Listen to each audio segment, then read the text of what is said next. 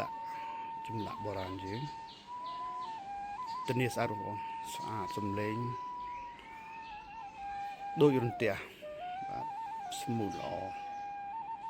មាននៅសាលាអភិរក្សព្រៃខ្មែរសាកលរំពេញបងប្អូនអាចស្ដាប់សំឡេងបានបាទចាំតិចអរគុណច្រើន